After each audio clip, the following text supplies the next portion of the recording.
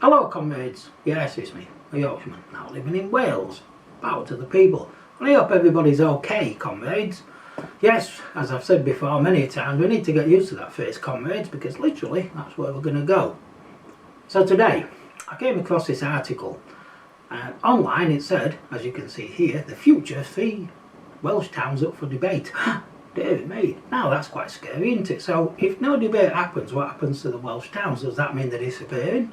I don't know. Or maybe it's just a little bit of an alarmist headline, because I feel quite sure the 3 Welsh towns will carry on existing. That's a given. They will carry on into the future regardless what happens. So I looked at this article, and as you can see, dated 17th of September 2025. And as I read the first little bit, I noticed the word placemaking, and I thought, well, I've seen this before, and I think placemaking has replaced this concept here, as you can see. And this was a 20-minute neighbourhood, 15-minute cities, whatever you want to call it. And let me refresh your memory. The idea is that within a 15-minute walk or 20-minute walk, you literally could access the non-existent GP, the non-existent public space, the non-existent dentist, the non-existent health centre, the non-existent bus or train, because it might not run at a time to suit you, or they don't even exist, or the non-existent cheap shop. And then it goes on, or the non-existent school or playground or anything else. Because I have lived in quite a few different places, and I've rarely lived in a place where all that exists. So a lot of people weighed it up very quick and said, well, that's no good, and the key being walkable. And then people started to realise, and I think it might be Oxford or somewhere, where to get out of there you need a permit. And then they made it really clear you will only be issued a permit for so many times a year. Right, so this is about restrictions on your personal ability to go where you want. And as a free person, you should go where you want, when you want. So, I think people realised, whoever came up with this, those people with that type of thinking and ideology, thinking we all need to be put in little spaces and cages, they now recreated the thing called placemaking. And as you can see here, there's many words, but there's really no clarification on the words. And I'll just take you to one of them, which I find really odd and bizarre. Top blue arrow, and it goes number of women, children and elderly. I don't get it. I genuinely don't understand what that's about. Now, I then move on to, it says, what makes a great place? Now, by default, that means that these Welsh towns are ungreat. So this is wrong. It says it should be, what's made these Welsh towns ungreat to live in? That's it. Now, I can speak from personal experience about what happens when a place is not great to live in. And I think about where I used to live in West Yorkshire, which was a city.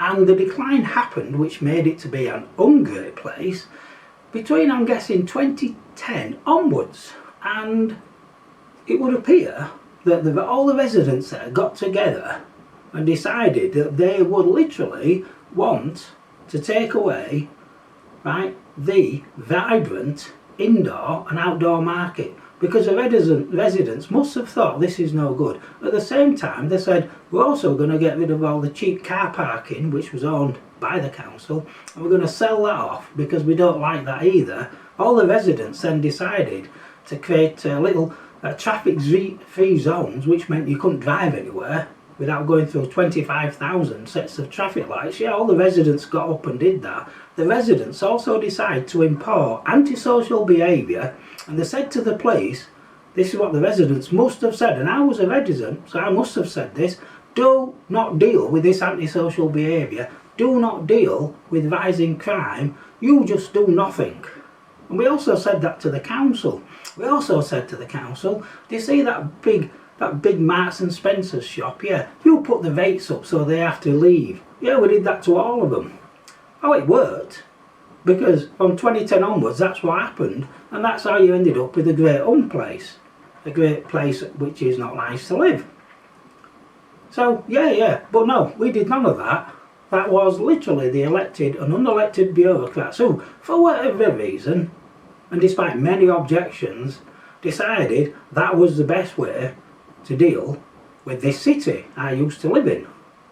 You couldn't believe it, could you? Now, as I look at this, I can imagine now this being exactly the same which has happened there. Because when I look at some of the documentation, it fits the pattern. So they've got empty retail units, they've got this missing, they've got this missing, they've got that missing. Right, but I will cover some of this. So it does make me annoyed because then what happens is I then thought to myself, well, let's have a look. Because remember they said consultation. So I come to this page and there we are, clear enough. Consultation on Amherst, Carmarthen and I think it's Lanley placemaking schemes. Right, so it's a scheme. Right, gosh, it's like a scheme and it's like something out of a cartoon this. A scheme, oh we've got a scheme. And it is a scheme, it's a scheme and a scam. So I clicked on have your say. And it took me to this page here. Right, but I'm looking firstly at the left hand side, so I clicked on one of these, and right, I get this page come up here, and I did a word count, 47 pages for me to read and observe. The problem is, of course, it would appear it's all in Welsh. I then clicked on the next one, yeah, definitely all in Welsh. Now, I had a good look to see if I could find the English translation, because that's what I'd expect. I also, back of my mind, I thought, they need to be doing better, so I then dug out the legislation. And it makes it really clear. Welsh councils are required to provide English translation for consultations. Right, this is a consultation as part of their obligation under the Welsh language in brackets Wales measure 2011. Right, this measure mandates that public-facing documents or materials, should I say, including consultations, must be available in both Welsh and English. Now, I expect that when I click on something it should say, do you want English or Welsh?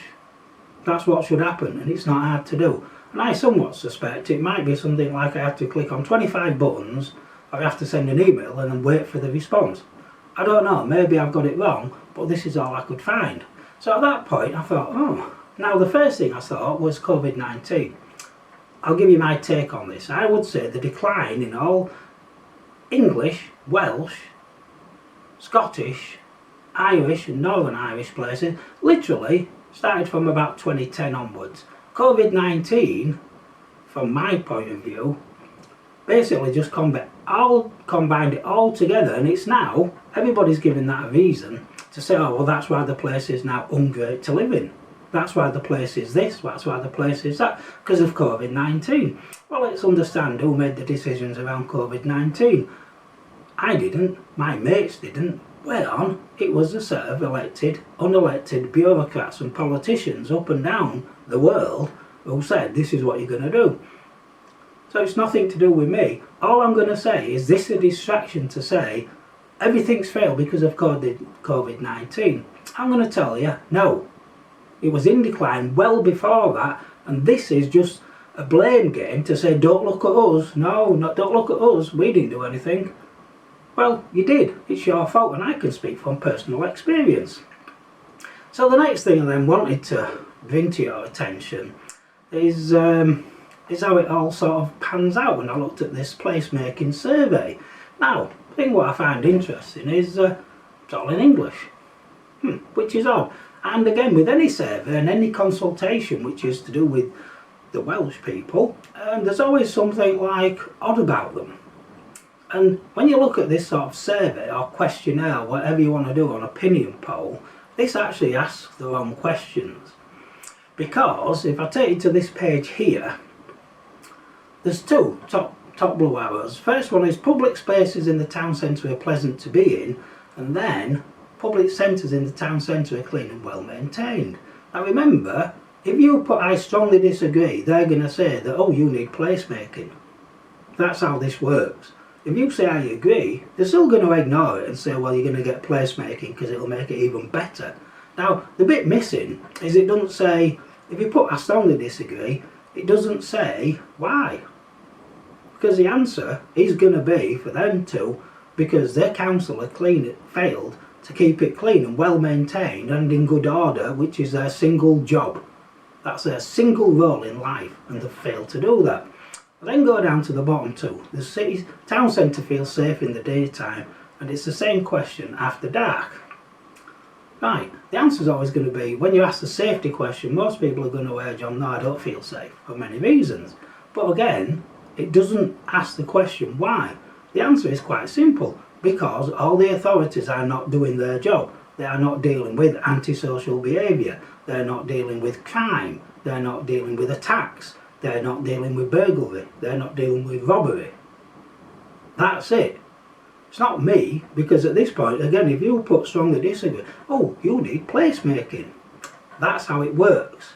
So you can see all these schemes, and I call it a scheme in the baddest sense, and it is a scheme, it's misleading people, and this survey is just a great example of it. So if you are living in one of these towns, and it might be nice, I might be totally wrong, so think of this as a general explanation from my point of view, of my experience of how these things work. But understand, in summary, the blaming COVID-19 as a catalyst for things deteriorating. The reality is it started from 2010 onwards, and it was created not by the residents who paid all the money in the wages, but by the unelected and elected bureaucrats who failed to do the job, because guess what? They've made active decisions not to do it. So what do? You need to write to your council if you can't get any Welsh variations or English translations, should I say, and say, where's this then? And also you need to then, when it comes to voting, turn up and vote, attend your council meetings, write to your councillors and say, I don't want this because you failed to do your job. It was a great place and now it's not a great place because of you. That's what you need to be doing. If you don't do anything, trust me, it will get worse. In addition to that, as a last thing, think about writing to your member of the Senate or anybody else and say, I reject digital ID and you need to do the same, because 15-minute citizen placemaking is connected to that as well. Right, comrades, thank you for watching. Hope you're having a good time, and catch you on the other side. Tick, subscribe, leave a comment. Thank you.